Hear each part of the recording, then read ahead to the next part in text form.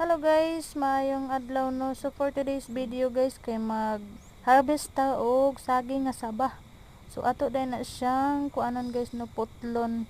So atangi guys, ato siyang putlon gigamitan ako na siya hait nga sundang guys kay need magid niya guys, di man siya matumba og di gamitan guys no. So nagtuba na ko guys, siksi kay inyo hang manuba og saging guys oh. Kamo na bahala na guys.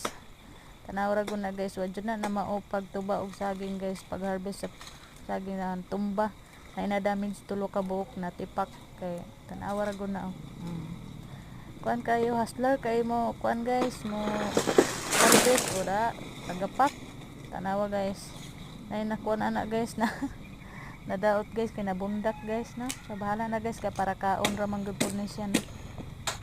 So, para kaon ra na siya guys. So tanawa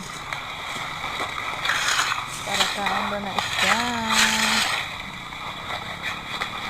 Grabing bernati anak ko na guys, bukas pagid kayo tanawa ra gid arte pagid kayo guys pagkuha na guys o tanawa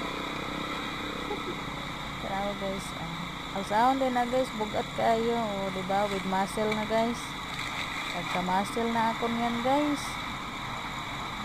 Harvest o kamote o nangalot di ko kamote guys ni nag-harvest ko kamote gamay para yung agon ra pud siya.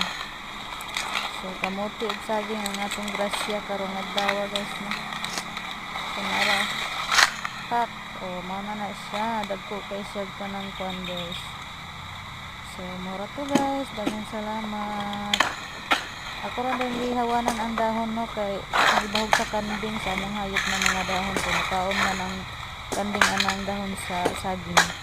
Tapos ang gipadapling gilimpihan na kudo kay natabunan ang kamote.